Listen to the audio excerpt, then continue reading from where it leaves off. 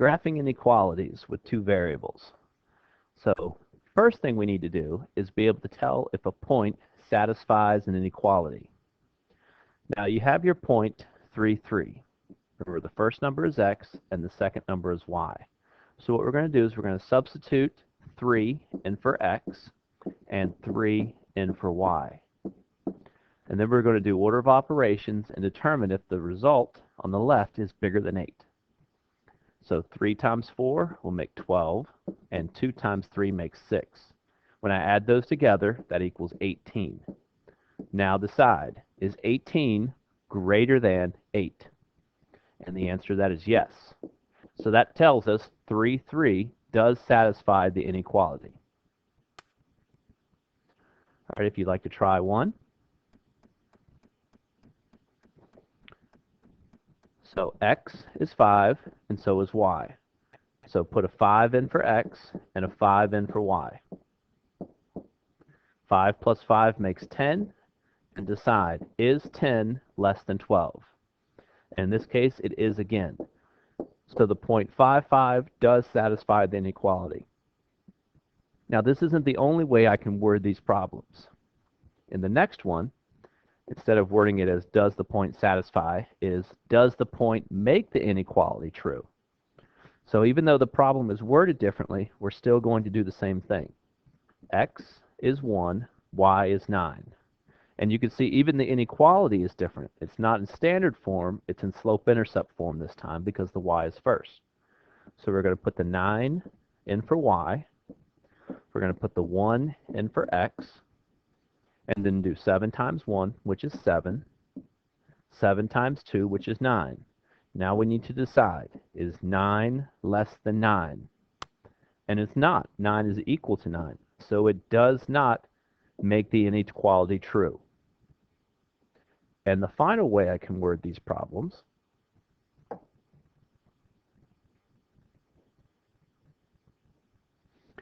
is the point a solution to the inequality? So I can say satisfy, make true, or is a solution. But I'm still going to do them all the same way. 8 is x, y is 7. So I'm going to do 4 times 8. I'm going to do 20 times 7.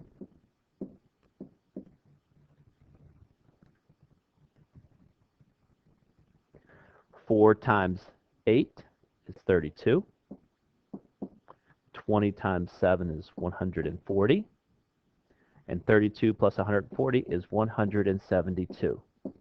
Now, is 172 less than 17? No, it is not. So the point 87 is not a solution to the inequality. All right, let's now look at some graphs. First up, both of these graphs will either be horizontal or vertical. If you think they're both going to be vertical, that's correct. However, the one that has a less than or greater than will be a dotted line. And the one that has the less than or equal to or greater than or equal to will be a solid line. So we need to draw two lines. Both of them are vertical. One of them will be dotted, and one of them will be solid. So x is 2. This one is the dotted line because it does not have the or equal to. And this one's at 3, and it does have the or equal to. So I will make this one a solid line. Now, if you remember when we graphed these on the number line, we would used to put a circle or a dot and then shade. Well, the circle is similar to the dotted line, and the point, the dot, is similar to the solid line. But we still need to shade. So we have to decide, based on the inequality, which way to shade. And we have two directions, left and right, for vertical lines. So if we look at the inequality, x is less than 2. Which direction is less than? It is to the left. So we need to shade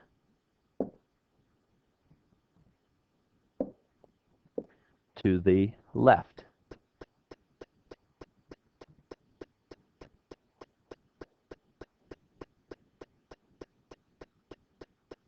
Now let's look at the second one. This one says greater than or equal.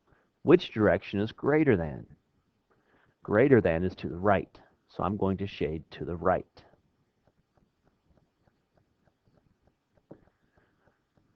So which direction you shade is based on the inequality. Less than is to the left, greater than is to the right. Now that we've done two vertical lines, let's look at two horizontal lines. So take a moment and draw two horizontal lines. One of them should be dotted and one of them should be solid. So the first one starts at -2, and this is the dotted one. The second one starts at -3, and this is the solid one, because it has the or equal to at the bottom. Now, there will not be a left and a right shading. Instead, it's up or down this time. So with our inequality, which is less than -2, we decide that less than should be up or down, and less than is down. So I'm going to shade downward. While in D, it says y is greater than or equal to, and greater than is moving upwards. So I'm going to shade above the line. And this is how we graph inequalities that are vertical or horizontal lines. Now the only thing we got remaining is the diagonal lines. That's what we're going to be on the last two slides.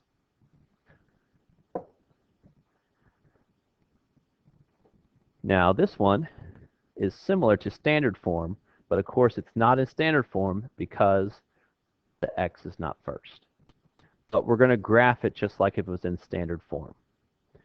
So the first thing we're going to do is take the number that's in front and divide it by the number at the end. So 8 divided by 2 gives us 4. So we're going to have a y-intercept of 4. Now, let's take the other number, which is in front of x, divide it into the 8. And that number is -4. So 8 divided by -4 is -2. So now I can put two dots on my graph. I can put the x-intercept at -2. I can put the y-intercept at +4. And then I can draw my line through those 2 points. Looking at my inequality symbol, I see that there's no line underneath it, so I'm going to draw a dotted line. Now it's time to shade. Now, if you remember on the first slide, what we were doing was we took a point and we tried to figure out if the point satisfied the inequality. Well, that's what I'm going to do here. I'm going to pick a point and see if it satisfies the inequality. Now, the easiest point to pick would have the smallest numbers, and that point is 0, 0. And you should pick 0, 0 every time unless the line goes through 0, 0. Then you pick any other point, doesn't matter. So I'm going to pick 0, 0, and I'm going to take the inequality. I'm just going to write it down one more time. I'm going to make the y a 0. I'm going to make the x a 0. I'm going to multiply each number by 0, which results in 0. You see why I want to do 0, because multiplying by 0 is quite simple. And then subtracting 0, of course, is 0. Now I can decide, does that point satisfy the inequality? Is 0 greater than 8? And it is not. Since this does not satisfy the inequality, where that point does not satisfy, I will not shade it there. Instead, I will shade on the other side. You do not shade where it does not satisfy. Now, take a moment and pause here if you'd like to try this one on your own first. Okay, so again, take the number in front of x and divide it. 6 divided by 2 is 3.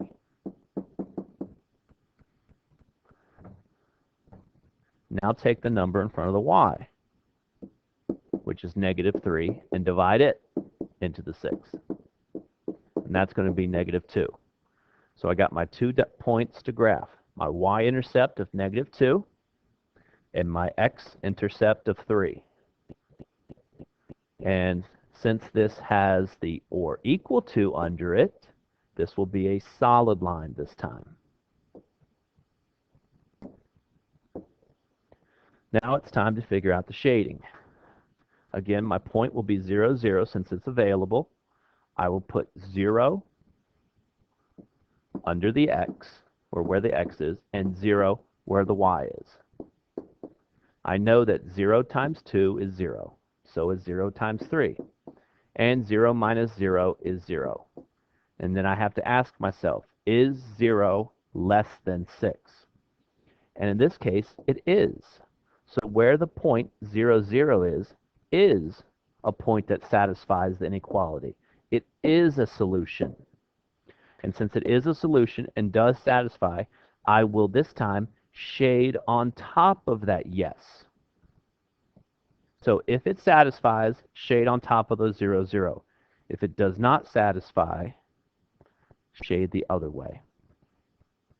Now both of those were in standard or similar to standard. The last two will be in slope-intercept form. Let's go look at those now.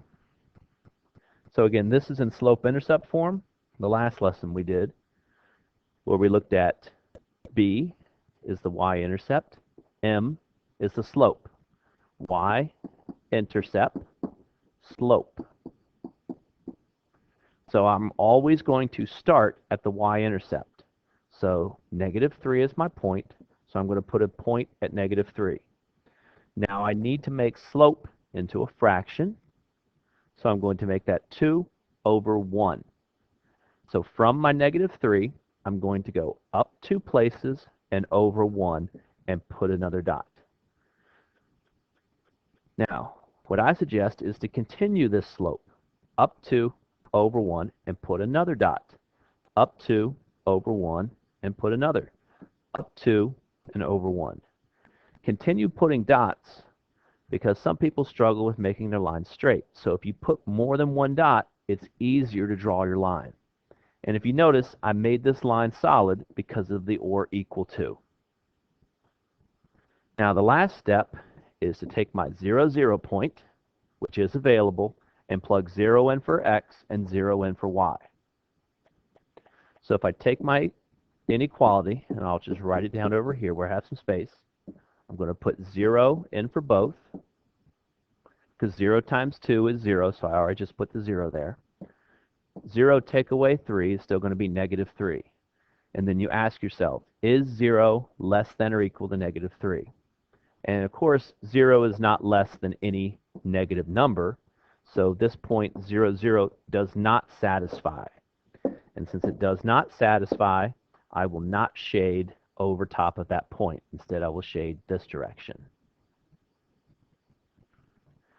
Now, if you'd like to try one by yourself, go ahead and pause the video here.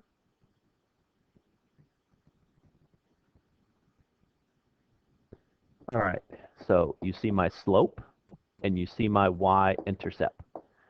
Y-intercept is always the point I'm going to start at, so I put a point at 3. Now this time my slope is already a fraction, which is good, and if you notice the top is negative 2, so that tells me to go down. And then 5 is positive, so I will go right. So from my point 3, I go down 2 places and over 5. Down 2 places and over 5. Because the inequality does not have an or equal to underneath it, I'm going to draw a dotted line this time. Now if you notice, 0, 0 is still available, so I'm going to put 0 in for y, 0 in for x, plus 3. 0 plus 3 is 3. So is 0 less than 3? Why, yes, it is. So this point does satisfy the inequality. And since it does satisfy the inequality, I will now shade over top of that point. Whenever it comes out yes for satisfying the point, you shade on top of the 0, 0. And this is how you graph inequalities with two variables.